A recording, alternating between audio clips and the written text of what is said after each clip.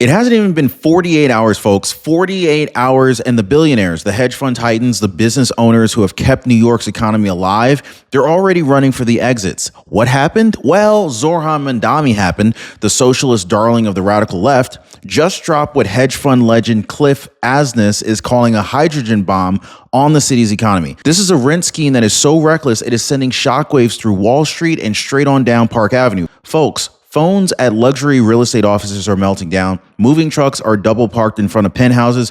Wealth managers, they're booking one-way flights to Florida faster than you can say tax hike. And the irony? Well, these are the very people who are paying for Mamdani's utopian promises. It's not just panic. This is a wealth revolt. In fact, the same city that once symbolized American capitalism has become ground zero for economic suicide. So buckle up, because today we're breaking down exactly how New York just triggered the biggest millionaire exodus in modern history under President Trump's watchful eye. Like, subscribe, let's get into this. Okay, so it hasn't even been 48 hours since Zoran Mamdani's so-called victory, and already Manhattan's money is in motion. Phones inside of luxury real estate offices, they're melting down. Hedge fund partners, landlords, and even small business owners, the very backbone of New York's tax base, are calling brokers, lawyers, and movers. Get this, the New York Post says they're freaking out, and this is putting it mildly. So when the people who create the jobs start scrambling for the exits, oh, you already know something seismic just hit New York.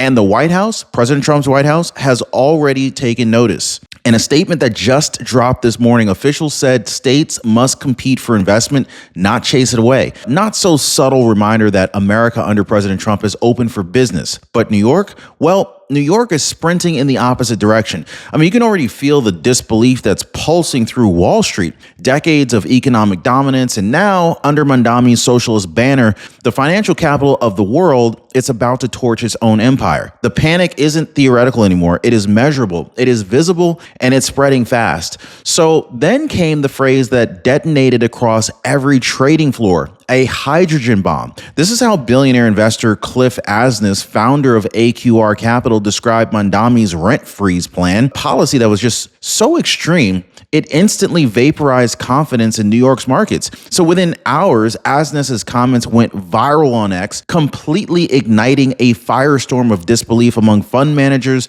developers, and economists who understand how fragile urban capital really is. The plan freezes rent across rent-stabilized units indefinitely. Translation: government gets to decide what your property is worth, not the market. Doesn't sound like a good idea. In fact, hedge funds started running new models within minutes, and the numbers were ugly. Billions of dollars in potential write-downs, hundreds of thousands of jobs in construction and finance at risk. One analyst called it the spark that could light a decade-long capital flight. The dominoes have already started tipping, folks. Now, if you listen closely, you can almost hear the hum of private jets warming up at Teddenborough. And they're calling it the Mamdani migration. In fact, make no mistake, this is real, guys. Real estate insiders are already whispering that it's not just panic calls, it's contracts being canceled, checks being refunded, deals being torn up in real time. Wealth managers in Midtown are already saying that their high net worth clients are accelerating exit strategies. Look, translation: they're gone. Palm Beach, Florida, Naples, and Miami, Fort Lauderdale, they're buzzing with calls from ex-New Yorkers desperate to lock in a Florida address before the next tax wave hits. One luxury realtor called it 2020 all over again, but on steroids. So back then it was COVID lockdowns, but today it's economic lockdowns. And who's watching closely? Well, let's just say it is President Donald Trump. That's right. Trump's administration is already working with governors like Ron DeSantis to roll out what insiders are calling the Freedom Investment Corridors, offering incentives for companies and capital fleeing high tax states. So while New York punishes its producers, red states, they're preparing to receive them with open arms. Guys, this isn't just migration. This is a revolution in motion. Now, here's a secret. There is no one-size-fits-all Medicare plan, but most people never compare options, and that's where they lose. This is why I partner with Chapter, folks. They compare every Medicare option side by side so you can actually find the perfect fit. One of our viewers, she said, I thought all of the plans were the same. Chapter showed me that they're not. So let me ask, guys, do you want the same plan as everyone else, or do you want the plan that's right for you? Now, most people, they're already dialing that phone number right there at the bottom of your screen, or they're visiting askchapter.org/Ron. Sometimes the website is a lot faster than calling, but I'll let you guys choose. And of course, course, the phone number again is 909-563-8279. But, check out this comment that I just received from Cynthia. She said, "Thank you, Ron. Chapters saved me and my husband $230 yesterday." Okay, can I get an amen from you guys? So Mamdani's rent-free scheme, hailed by progressives as a victory for the people, it is now being described by economists as legalized theft. In fact, it doesn't just cap the rent, it caps ambition. Within 24 hours, property valuations in affected zones dropped. Some landlords called their banks, panicked that they couldn't meet loan-to-value covenants. Others quietly began panic selling, trying to offload buildings before new appraisals hit. The irony? It's not just the billionaires that are being destroyed.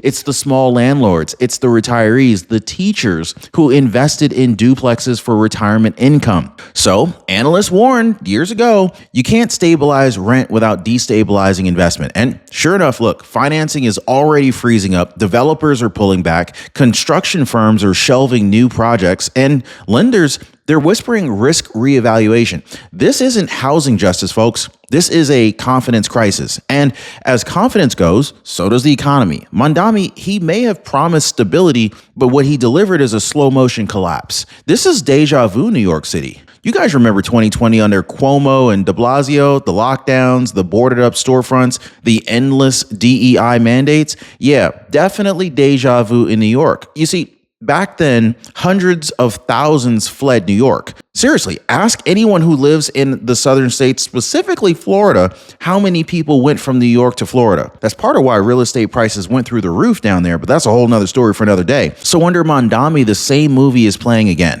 Only this time, it's rated economic disaster. The people who once believed that they would outlast any storm have finally had enough. They watched their neighborhoods hollow out, their safety vanish, their taxes climb through the roof, and they're not sticking around for the sequel. President Donald Trump has called this the second great escape, and he's not wrong about it. In fact, with his pro-business agenda roaring back to life, red states are standing by like rescue boats, waiting for survivors of a shipwreck. CEOs are saying, "I'm done with funding failure." The truth is brutal. Every time Democrats double down on ideology, productivity walks right on out the door. In fact, Mamdani's win didn't ignite hope. It reignited the same slow burn exodus that has been draining the Empire State for years. Walk through Manhattan tonight and you're going to see the real cost of equity. Storefronts tagged with graffiti, attics collapsed on subway benches, sirens echoing through empty avenues, business owners whispering that they just don't feel safe after dark. Does anybody else not feel safe after dark in New York? Well, the same city that once bragged about being the safest city in America now looks like a cautionary tale. Mamdani just keeps on preaching about fairness, meanwhile ignoring the chaos outside of his own office window. Must be nice, right? Well, the city's tax base doesn't just fund his social programs, it funds the NYPD, the MTA, and of course, public schools. As high-income earners are fleeing the city, the foundation starts to crack. I mean, you can't fund utopia when your ATM machines are moving to Florida, right? People aren't leaving just for lower taxes, they're leaving for sanity. New York's tragedy isn't just economic, this is moral. And the denial from its own leaders, that is the final insult. It's the final slap in the face. The lights are still on, but the soul of the city is flickering out. Now, President Trump wasted no time addressing the chaos. Standing on the South Lawn this morning, he said very bluntly, "You don't build prosperity by chasing it away." Now, that one line right there, that kind of landed like a sledgehammer across every blue state capital in America. The Trump administration has already rolled out a national response. Freedom zones, incentivizing companies that are fleeing failing states like New York to relocate to low tax regions. This is a complete 180 contrast to Mamdani's message of punishment and redistribution. Trump's approach is rather simple. Reward productivity, not dependency. He's reminding the country that leadership means creating conditions for success, not driving it out of town with a megaphone and a mob. So the White House has been crystal clear about everything. Capital will flow where it's treated the best. And right now, it's leaving Manhattan and it's finding new homes in places that understand economics 101. So once again, Trump is proving that pro-growth policy isn't partisan, it's patriotic. New York's decline is the greatest vindication yet. Drop a 47 down below if you believe or agree with President Donald Trump. Now, landlords across New York, they're done. I mean, they're going viral on Rumble and TikTok. They're calling themselves unpaid business managers. One video is now making rounds showing this small-time owner saying, "I'm selling everything and moving to North Carolina." Anybody watching from North Carolina? Guys, let me know where you're watching from today. I'm tired of being the villain for providing housing. That's what they're saying, guys. That clip right there sums up the madness perfectly. The left demonizes landlords as being parasites, but yet they're the ones that are actually keeping the lights on and the heat running. So here's the reality. When landlords stop investing,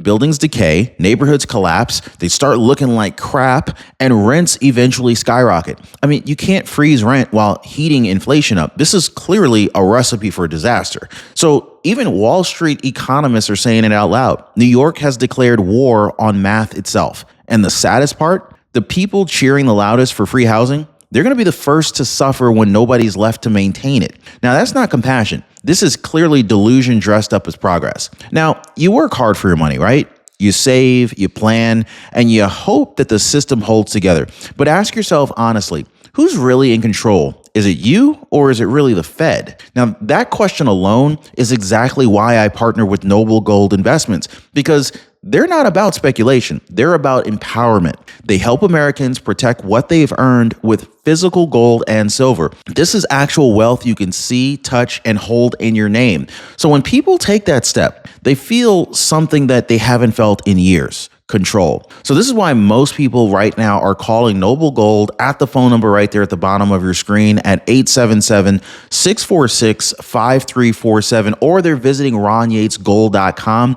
to grab their free wealth protection kit. You can download that for free. Oh, and by the way, when you guys call Noble Gold, just tell them Ron told you to send you your free wealth protection kit, because it's not about timing the market. It is about taking back control of your future. And once you do that, you'll understand why so many people already have. And so while Mamdani's freezing rent over here, Florida's freezing taxes, and the contrast really could not be any sharper. So under President Donald Trump's revived America First economy, Florida has become the destination of choice for capital, creativity, and even common sense. Realtors from Palm Beach to Naples are saying that they're seeing the fastest influx of New York money since the post-COVID exodus.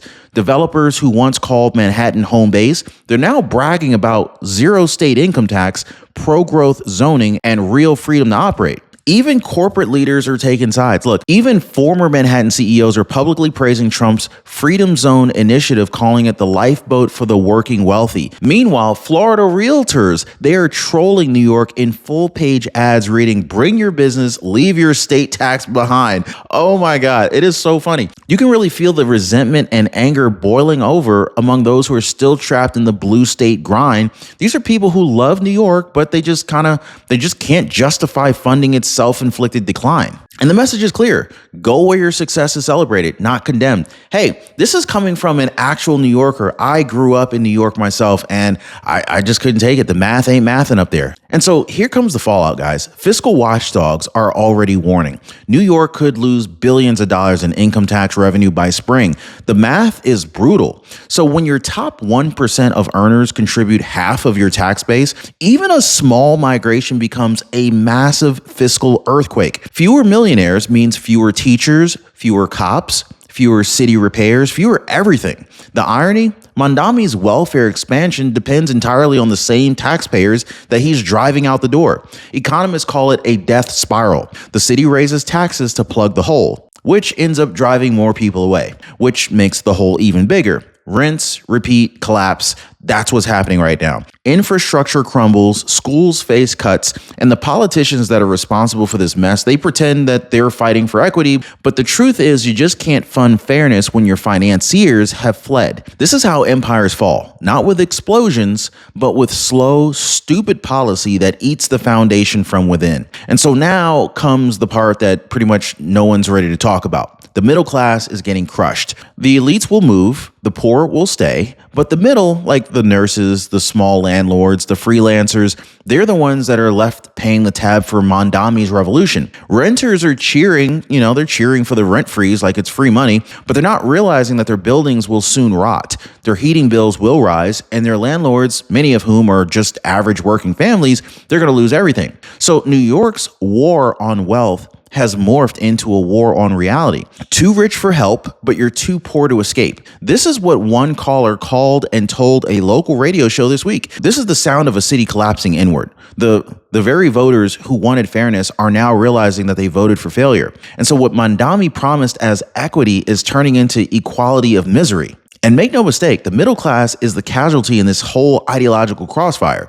So here we are, folks, less than 48 hours in New York City, the empire built on ambition, it is running out of time. The same voters who mocked Florida as Trump country are now calling their realtors in Miami and Fort Lauderdale. In fact, the same politicians who preached compassion are now watching their tax base evaporate. And the same city that once symbolized the American dream is now the warning label on socialism's bottle. So you really just can't regulate your way to prosperity. You can't tax your way to fairness, and you can't demonize productivity without destroying progress. Under President Trump's leadership, red states are booming while blue states are bleeding out. And that's not just politics, guys. This is proof.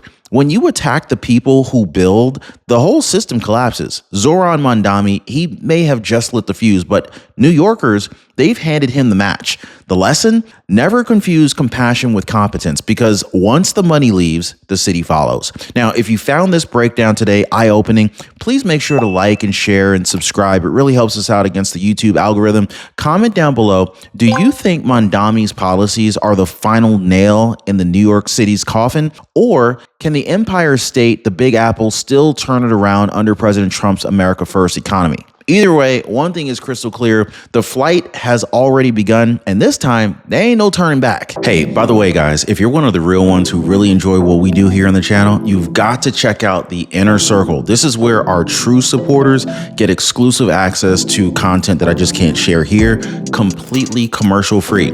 It's also the best way to keep this channel going strong. So if you want to be a part of something special, join us over there. Links in the description or in the pinned comment down below.